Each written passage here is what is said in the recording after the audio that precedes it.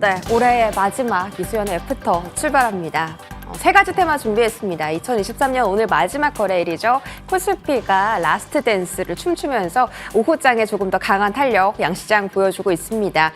자, 코스피 현재 구간 2644선 터치하고 있고요. 일종 고점 라인에서 현재 거래 진행되고 있습니다. 아침부터 우상향하는 흐름이 연출되면서 올해에 조금 코스피가 어떤 흐름을 보였는지 잠시 뒤에 정리해보고요. 자, 코스닥 일중 흐름도 한번 보도록 하겠습니다.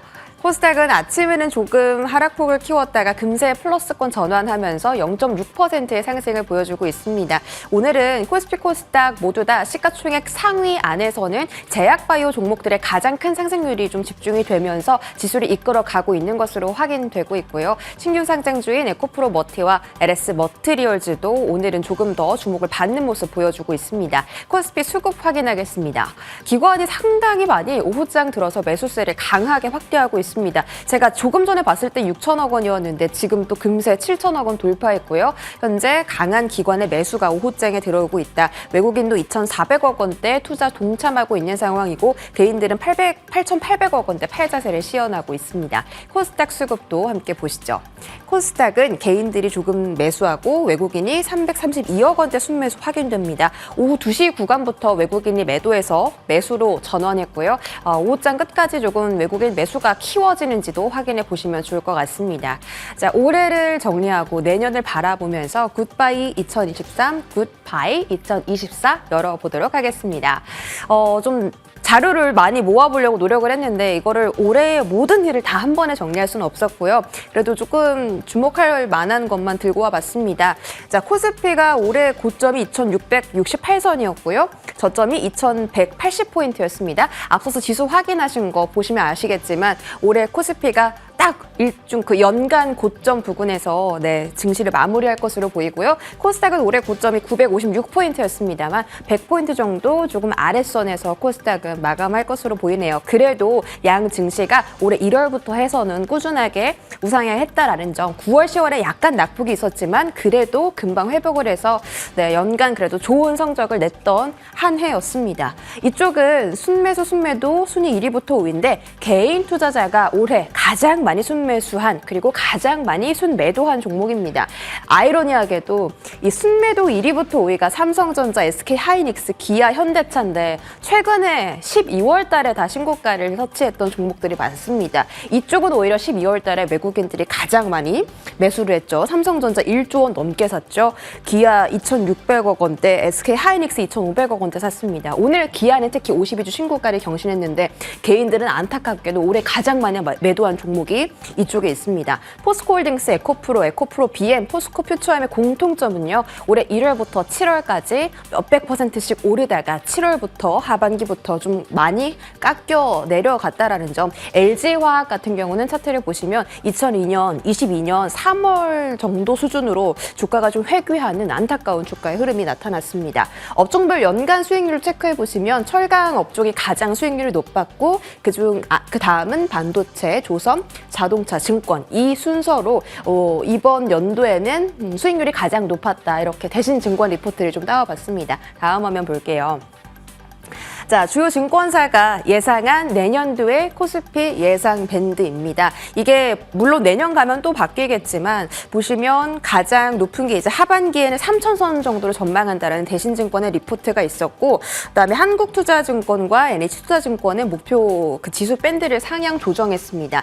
2,750, 2,900, 2,800 정도인데 가장 이제 하단 밴드를 보시면 2,200에서 2,100, 2,300 정도가 돼요. 그래서 올해 가장 낮았던 2,100포인트보다는 그래도 저점이 조금 전체적으로 높아진 걸 확인해 보실 수가 있고 국내도 이렇게 예상 상단 밴드가 높지만 미국에서도 내년에 지수가 더 오를 것이라고 전망을 하고 있습니다. 다음 화면 볼게요. 최근에 미국의 증시가 신고가 랠리를 계속 기록을 하면서 지수가 계속 고점을 높여가고 있는 상황이잖아요. 올해 하반기에 이런 미증시의 강세를 맞춘 제레미 시겔 교수가 미 주식시장이 내년 연말까지 지금보다 10%, 15% 정도 더 올라갈 거다라고 예측을 했습니다. 그리고 재미있는 게 금리 인하가 나타나긴 할 텐데 그 차례를 5에서 6차례 정도 예상한다고 하더라고요. 금리 인하가 이렇게 많이 좀 실행이 된다면 유동성이 주식시장에 좀 풍부해지지 않을까라는 기대감이 형성되고 있는 시점이기 때문에 이 포인트를 좀 가져와 봤습니다. 거기다가 한국은행에서 오늘 그 전망을 좀 내놨는데 내년도에는 달러화가 약세 흐름을 펼칠 전망이래요. 그러면 자연스럽게 원화 강세 흐름 나오면서 외국인 수급 국내 증시로 끌어들어올 수 있지 않을까 하는 기대감에 이쪽 포인트도 좀 짚어드리겠습니다. 이거 어제 잠깐 봤던 건데요. 지금 증권사 종합자산 관리 계좌의 잔고가 역대 최고치를 기록하고 있다라고 전해드렸습니다. 이 74조 원이라는 그 역대 최고의 잔고가 과연 뭐 어느 쪽으로 올라갈지 모르겠지만 그래도 증시의 유동성을 키워주는데 한 몫을 하지 않을까라는 기대감까지 한번 체크를 해드리도록 하겠습니다. 자, 다음 화면 보겠습니다. 자, 여기까지 올해의 그 증시 정리 그리고 내년을 바라보는 증시 전망 한번 좀 정리를 해봤고요. 게임 테마 간단하게 좀 짚어드리려고 가져왔습니다.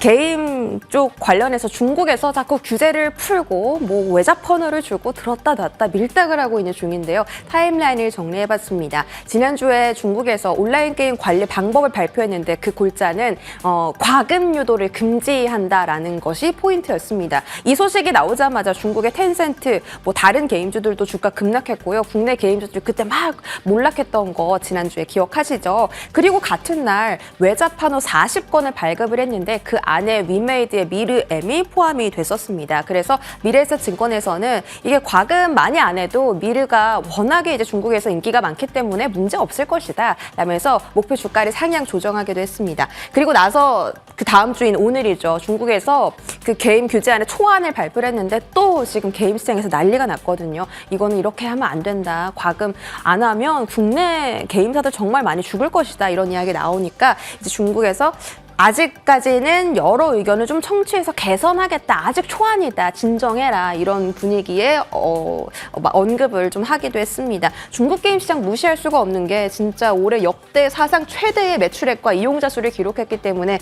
중국 게임 시장은 정말 무시할 수가 없거든요. 그래서 이 부분 좀 타임라인 체크해드렸고요. 오늘 움직인 게임 종목들 보도록 하겠습니다. 네오리진이 오늘 4강가에 직행을 했습니다. 중국의 알리바바와 함께 B2B 플랫폼 회사를 설립한다라는 이야기가 있었고 이커머스 시장 진출이 포인트입니다. 이쪽에 대해서 네오리진이 너무 시가총액이 작은 종목이기 때문에 오늘 조금 바닥에서 단기 슈팅으로 올라온 걸 수도 있고요. 체크해보시고요. 데브시스터즈의 쿠키런 킹덤이 중국에서 오픈을 한다라는 소식을 좀 전해드렸었는데 이쪽에서 인기순위 2위를 찍었다라는 소식이 오늘 장중 16%까지 막 올랐다가 다시 윗골이 되고 길게 쭉 빠지는 모습이 연출이 됐습니다. 약간은 혼란스러운 오늘의 게임주들이고요. 그리고 틱톡 코리아에서 틱톡 샵에 대한 상표 출원을 이번 달 초에 좀 했었는데 지금 틱톡 샵 국내 진출 기대감에 관련주들이 좀 급등하는 바가 있습니다. 이쪽 종목들 체크해보시고 거기다가 네이버 치즈직 관련해서 또